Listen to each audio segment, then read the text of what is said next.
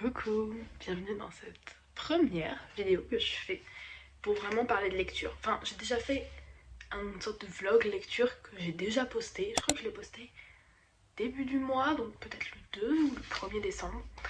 Mais là, cette vidéo, c'est vraiment pour se concentrer sur mes lectures parce que vraiment, depuis que j'ai commencé à me filmer, j'ai vraiment recommencé à lire.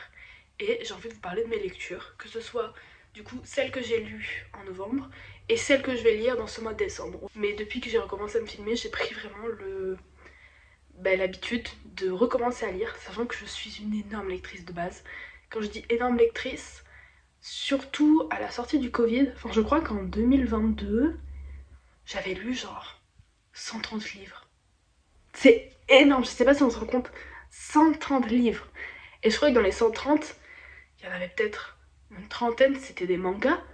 Donc j'ai vraiment lu 100 romans. Et vous allez certainement vous poser la question de comment va mon porte-monnaie. Très mal. Très mal. Désolée, je suis un peu malade, je voulais tourner cette vidéo en début du mois, mais je suis vraiment malade. Je ferai en sorte de monter ça le mieux possible pour que ce soit agréable pour vous. Et désolée aussi pour les chats qui miaulent derrière. Mais du coup, comme j'ai repris la lecture, j'aimerais vous parler de mes livres parce que je me dis que si quelqu'un un jour tombe sur cette vidéo, et ben je peux lui donner des conseils sur moi, les lectures que j'ai aimées dans mon style, ou les lectures que j'ai lues et que j'ai pas aimées, et en parler. Donc c'est vraiment un débat toute seule, où je suis assise dans ma chambre. Pour suivre les livres que je lis, j'utilise l'application Bookmory, je vous mettrai là. L'application elle est vraiment super bien. Enfin tu peux retrouver tous tes livres dessus, tu peux enregistrer à quelle page tu es, etc. Moi ça me... Je sais pas. En plus tu peux avoir comme sur Duolingo, tu sais, des séries de lecture. En mode ah ça fait 3 jours que tu lis d'affilée, je suis en mode ouais trop bien. Mais du coup, je vous montre vite fait mon petit emploi du temps du mois de novembre parce qu'à la fin, ça fait un récapitulatif du mois, j'aime trop. Mais comme vous pouvez voir, en début de novembre, j'ai passé énormément de temps sur un livre.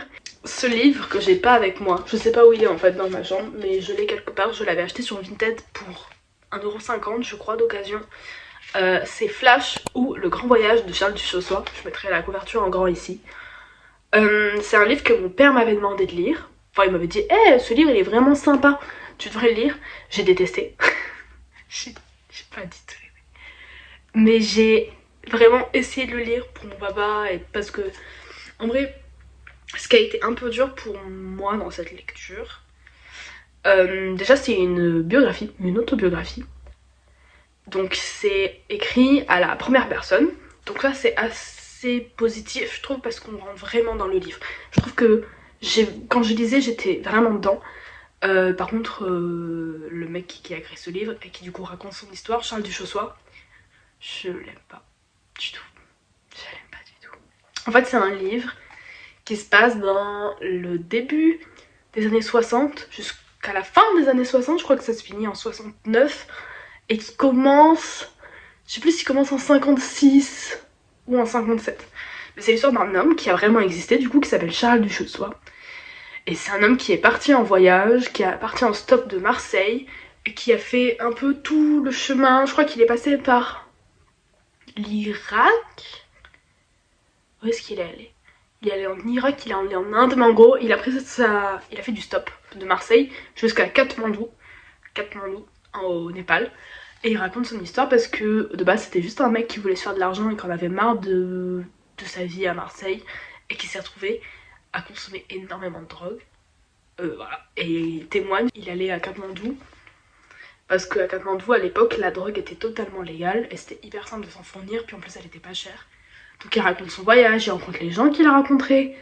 Et c'est assez dur à lire parce que c'est à l'époque, dans les années, début des années 70, donc la grande période hippie. L'histoire elle est pas agréable à lire.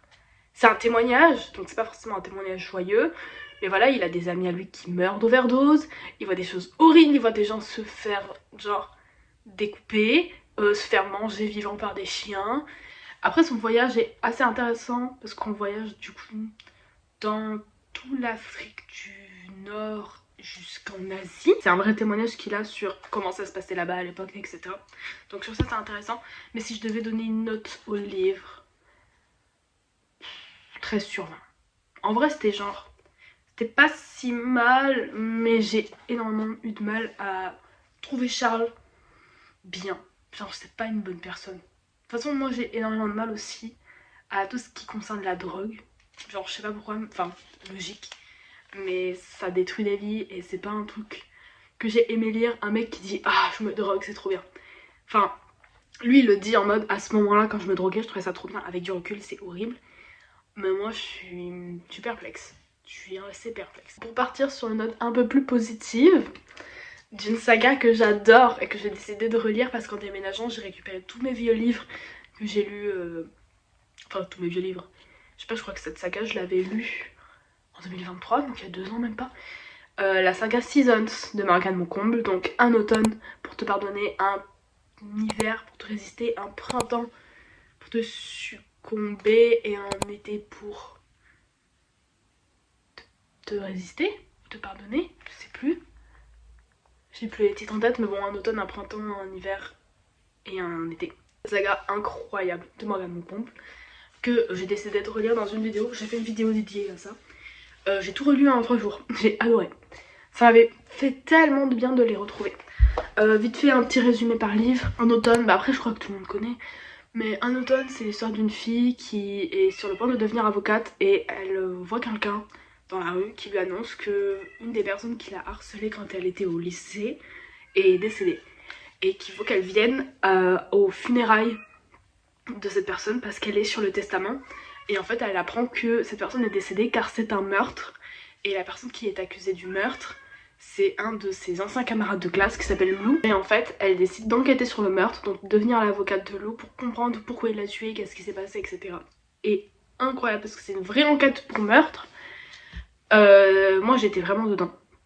Et ce que j'adore avec Morgane Moncomble c'est les plot twists qui sont vraiment bien. Donc si franchement je devais donner une note à ce livre que j'ai lu en... je sais pas, je crois que je l'ai lu en 5-6 heures. Oh allez, 17 sur 20. Non, 18 sur 20. 18 sur 20, il est vraiment... Non, 17 sur 20. 17. Je reste sur 17. Parce que justement, moi, le tome que je préfère dans cette saga, c'est clairement Un hiver pour te résister. Un hiver pour te résister, c'est l'histoire d'une jeune fille et l'histoire de Lily qui fait du patinage artistique. Et il faut savoir que je suis une grande fan de patinage artistique. Je ne sais pas patiner, mais je trouve ça tellement beau et tellement... c'est dingue, c'est trop fort, j'aime trop. Qui a comme objectif de devenir une championne. Je crois qu'elle est déjà championne, mais elle veut vraiment être championne olympique. Et elle se retrouve à travailler avec un homme qu'elle admire depuis des années. Et lui, il est un peu... on le comprend pas forcément tout de suite, mais il dit un peu que il va pas travailler avec elle parce qu'il se sent maudit. Parce que toutes les femmes avec qui il a travaillé en couple, dans les compétitions, etc., elles se sont toutes retrouvées à avoir des blessures ou à abandonner leur métier et leur passion. Et il veut plus faire vivre ça à quelqu'un et il a l'impression que c'est sa faute. Tout le temps c'est sa faute. Et il y a une youtubeuse que j'aime beaucoup aussi qui l'a lu il y a pas longtemps et qui a dit comme revue qu'elle avait bien aimé ce livre, mais qu'elle en avait un peu marre parce qu'elle avait l'impression que les personnages principaux, ils ont tous les problèmes du monde. Et c'est vrai. Mais moi je pense que j'aime bien ce côté un peu dramatique. Moi c'est vrai qu'ils ont tous les problèmes du monde. Mais faut vraiment le lire pour le voir. Moi ce que j'aime énormément dans ce roman, et je ne peux malheureusement pas en parler sans littéralement spoiler, mais c'est que ça traite d'un sujet en fait dans le livre qui me touche personnellement parce que je connais des gens qui ont vécu exactement la même situation. Et je trouve que c'est très bien traité. Et ça m'a fait du bien de voir un livre qui traitait vraiment bien de ce sujet-là. Genre vraiment ça le traite très bien.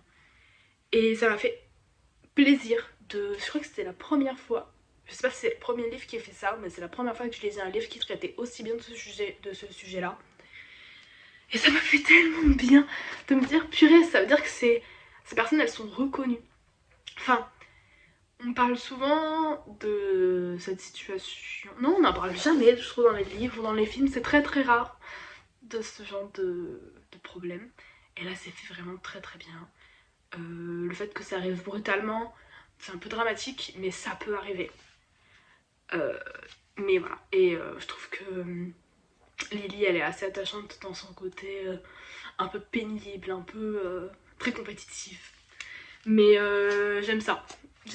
Donc si je devais donner une note à ce livre, ce serait un 18 sur 20. Pas un 19 ni un 20, mais un bon 18, ça c'est sûr.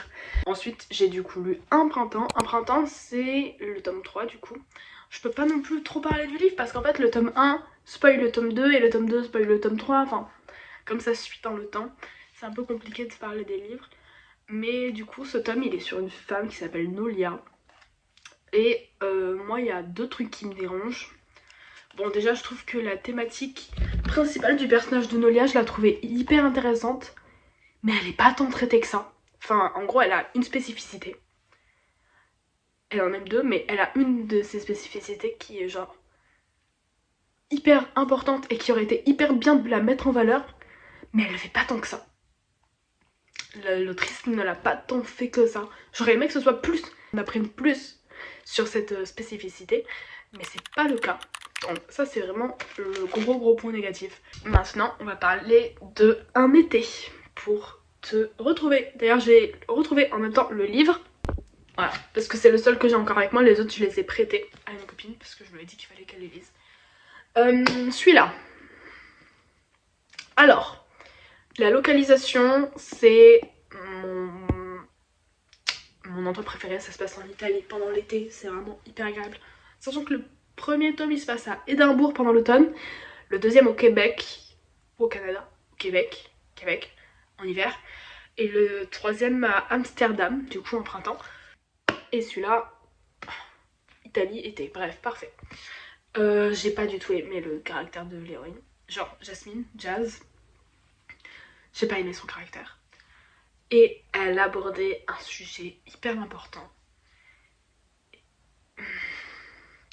Et c'est bien fait, mais c'est mal fait. Genre, là, je pense que j'ai vraiment besoin de spoiler celui-là. Parce que j'ai vraiment besoin d'en parler. Donc je vais vous mettre un timecode à l'écran. Si vous ne voulez pas être spoilé, et ben passez. Mais ça parle du fait de vouloir ou ne pas vouloir d'enfants. C'est maltraité.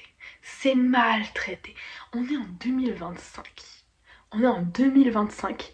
À aucun moment, quand une femme de genre 23 ans dit à tous ses proches qu'elle ne veut pas avoir d'enfant, tous ses proches qui ont la vingtaine lui disent oh, « tu fais une erreur ». Non. Moi, ça m'est déjà arrivé quand je dis par exemple à ma mère que je ne me projette pas dans le futur avec des enfants, je ne veux pas avoir d'enfants. Elle arrête pas de me dire « ça viendra, tu verras, moi je suis mère, je connais ». Bon, c'est son point de vue, il est faux, il est biaisé parce que elle est mère, voilà.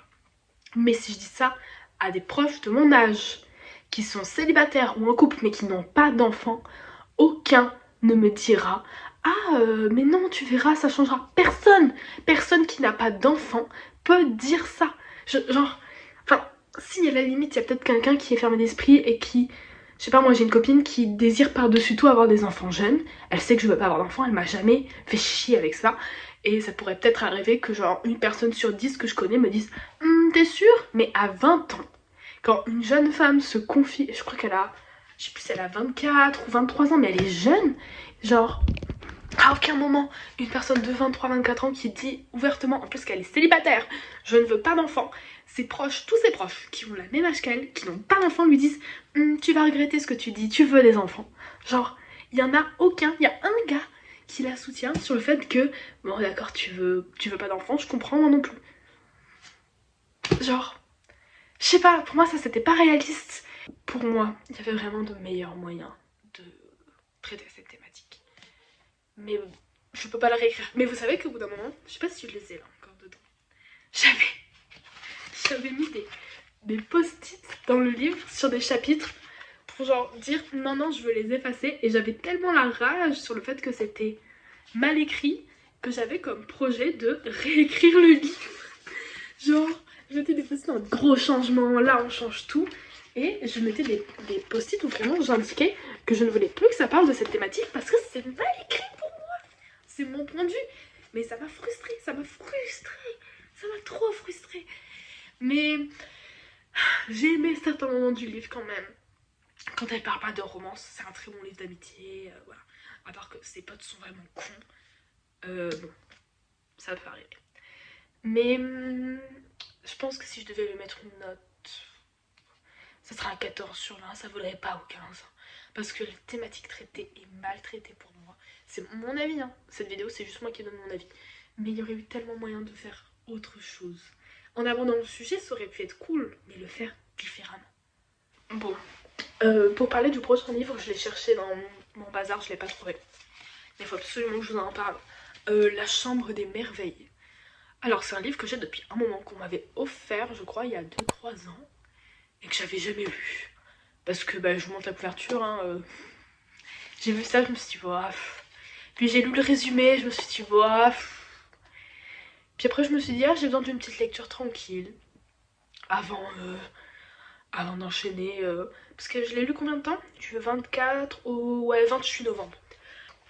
Donc lu du 24 au 28 novembre, je me suis dit vas-y une petite lecture de 4 jours. C'était un livre qui faisait même pas 300 pages, ça va être facile. Il était génial. Genre vraiment il était génial. Je peux spoiler une partie. Parce que c'est la partie que j'ai lue dans le résumé. C'est l'histoire d'une femme, d'une maman, d'un petit garçon qui a... Je crois qu'il a 12 ans. Et un jour, c'est un dimanche, ils vont pour aller à un brunch avec la grand-mère, ils sont dans Paris. Et le gamin, il a un skate et il va un peu trop vite sur la route et il se fait renverser par un camion. Et il tombe dans le coma. Et les médecins, ils disent à la mère, bah voilà, votre fils, il est dans le coma, on va faire tout ce qu'on peut pour l'aider. Mais si au bout d'un moment, il se réveille pas, genre pendant plus d'un mois, ben ça sert à rien de le maintenir en vie, quoi. C'est que son cerveau, il est déconnecté, c'est comme ça. C'est triste, mais c'est comme ça. La mère, en apprenant ça, est vraiment détruite. Logique. Et j'ai énormément aimé son point de vue. C'est très très bien écrit. Genre, je ressentais vraiment sa peine. Et j'ai pu compatir avec elle énormément. Et en fait, un jour, elle va dans la chambre de son fils parce qu'elle est pas bien et elle a besoin de sentir son odeur, de se motiver, de se dire que son fils il va aller mieux. Et elle trouve dans sa chambre, je sais plus si c'est dans son lit ou quelque part comme ça, un petit carnet. Et le carnet s'appelle le carnet des merveilles. Et c'est son fils qui l'a écrit. Et dans son carnet, le fils a écrit une liste de rêves qu'il veut réaliser avant de mourir. Il dit je veux faire ça, c'est ses objectifs de vie quoi. Et la mère lit ça, au début elle s'effondre parce qu'elle se dit bah il est coincé dans le coma, il peut pas vivre ça. Puis elle a une idée après, elle dit mais moi je peux le vivre. Et elle décide d'aller vivre les rêves de son fils et d'aller lui raconter ensuite à l'hôpital pour que s'ils l'entendent, bah, ça le motive à vivre, ça l'aide à s'accrocher en se disant qu'il y a des choses encore positives à vivre dans la vie. Et c'est vraiment très très bien. C'est drôle à certains moments, parce que c'est une femme de 40-45 ans qui vit les rêves d'un gosse de 12 ans, quoi. C'est bien écrit. Je crois que le livre il a été écrit en 2017, ça se sent un peu. Mais ça fait un petit côté nostalgique qui est adorable et hyper agréable à lire. Et j'ai adoré. Et ensuite, ma dernière lecture du mois, qui est toujours en cours, c'est Les femmes du bout du monde de Melissa d'Acosta. C'est un livre que je traîne depuis un petit moment aussi. Comme Flash, le grand voyage de Charles Duchossois. C'est un livre où au début je le lisais, j'étais pas emballée. Et là je commence à être emballée dans le livre. Et j'en suis à 50% du livre, hein. Je le lis sur ma liseuse. 50% du livre et je commence à être dedans. Donc voilà, je l'ai commencé le 29, on est le 4 décembre. Je l'ai toujours pas fini le livre. Mais du coup il sera dans les livres que je vais lire en décembre. Mais il est bien, ça se passe en Nouvelle-Zélande. J'ai pas envie de vous raconter ce que c'est le livre, il est vraiment bien. En fait, j'ai commencé à lire parce que j'ai tombé sur un réel Insta d'une fille qui disait que c'était un des meilleurs livres qu'elle avait jamais lu. Et je me suis dit, bon, vas-y, j'ai rien à perdre. Et le début, c'est long. Hein. En fait, pour moi, j'ai besoin qu'on m'attrape dès le début dans le livre. Comme avec, par exemple, Un automne pour te pardonner, où dès les premières pages, on dit, il y a eu un meurtre. Genre, c'est accrochant. Là, c'est une femme qui vient dans un camping en Nouvelle-Zélande et qui déprime pendant, je sais pas, les 60 premières pages et c'est long le début est très long, mais là j'en suis à la moitié et je suis vraiment dedans. Et je vais certainement le finir dans la semaine. Je lis doucement, mais sûrement, franchement il est sympa. Bon, maintenant on va parler de mes lectures du mois de décembre. Du coup, il y a Les femmes du bout du monde que je suis en train de lire. Et après ce livre, j'aimerais en relire certains que j'ai dans ma bibliothèque. J'aimerais relire, parce que je me souviens que j'avais adoré, Fable. Fable, c'est l'histoire d'une jeune femme qui s'appelle Fable. De ce que je me souviens, c'est il y a longtemps. Et c'est une histoire un peu de pirate fantastique qui se passe en mer, donc moi j'étais dedans. Mais je me souviens qu'elle est... genre... je sais plus comment ils l'appellent. En fait, elle est plongeuse. Je sais plus comment elle s'appelle, son métier. Je crois que c'est un vrai métier dans le livre. Mais elle plonge dans la mer et elle cherche des pierres précieuses dans la mer qu'ensuite elle revend à des marchands. Et son objectif c'est de partir de l'île pour retrouver quelqu'un. Et elle va atterrir sur un bateau qui va l'aider à traverser. Et il y a une grosse intrigue, mais je me souviens plus du tout laquelle c'est. Mais je me souviens que j'adore l'héroïne, qu'elle a un fort caractère, qu'elle est rousse, qu'elle est très belle. Mais j'ai vraiment hâte de redécouvrir ce tome 1, après du coup Les Femmes du bout du monde. Et il y a aussi un deuxième tome. Mais j'ai vraiment hâte de redécouvrir cette saga, que vraiment je me souviens de pas grand chose. Je me souviens juste que ça se passe en mer, et que la fille est rousse, et qu'il y a un équipage sympa, et qu'elle vit des aventures, et qu'il y avait un bon suspense au bout d'un moment. C'est tout ce que je me souviens. C'est un peu une ambiance vraiment plus été que hiver, vu que ça se passe en mer, il y a du soleil, tout ça, tout ça. Enfin, je crois qu'il fait quand même froid, mais ça se passe dans la mer. Et pour moi, mer égale été. Voilà, aussi simple que ça. Mais j'ai vraiment hâte de redécouvrir le tome 1 et le tome 2. Je crois qu'il y a un tome 3, mais du point de vue d'un autre personnage que l'héroïne. Fable, du coup. Je l'ai jamais lu. Voilà, je m'en souviens vraiment pas. En tout cas, j'ai pas le livre chez moi, donc peut-être que je l'ai lu sur ma liseuse. Peut-être que je le lirai en janvier, je sais pas. Attendez, je vous replace un peu, vous tombez un peu, dis donc. Mais du coup, voilà, donc ça fait 3 livres. Les autres livres que j'aimerais relire un livre que j'ai. Attendez, je vais essayer de le retrouver. Bon, j'ai pas retrouvé le livre. Le livre que j'aimerais relire s'appelle Haxa-Heaven. Je sais pas comment ça se prononce. Haxa-Heaven. Haxa-Heaven. C'est un livre que j'avais adoré lire. Je crois que ça se passe à New York dans les années 1920 ou 30 ou 40. C'est l'histoire d'une jeune femme qui découvre qu'elle a des dons en sorcellerie. Mais oui, voilà. C'est pas vraiment le mood de Noël, c'est plutôt le mood de octobre. J'aurais dû le lire pour Noël. Halloween, pardon. Mais pourquoi pas maintenant en fait, voilà, j'ai envie. Mais du coup, c'est une sorte de sorcière qui a des pouvoirs et elle se retrouve à intégrer une école de sorcellerie. De ce que je me souviens, je dis juste ce que je me souviens. Une école de sorcellerie. Et en fait, elle se fait chier dans une école de sorcellerie parce qu'on lui apprend en gros à juste faire le ménage avec ses pouvoirs. En mode, tu sais faire de la télékinésie? Super, tu pourras faire la vaisselle plus vite. Du coup, ça la saoule parce qu'elle aimerait être badass, elle a des pouvoirs, elle aimerait faire des trucs super chouettes. Donc elle décide de quitter son école et elle s'associe avec quelqu'un pour enquêter sur un meurtre, je crois. Je sais pas. Mais je me souviens que j'avais adoré le tome 1 et qu'il y a un tome 2 et que je ne l'ai jamais lu. Donc je vais lire le tome 1 et le tome 2. Voilà. Et ensuite, j'aimerais lire un livre qu'on m'a offert pour mon anniversaire qui doit être quelque part dans mon armoire. C'est un recueil de poésie de Rimbaud. Voilà. Donc ça, c'est un peu ma palle pour décembre.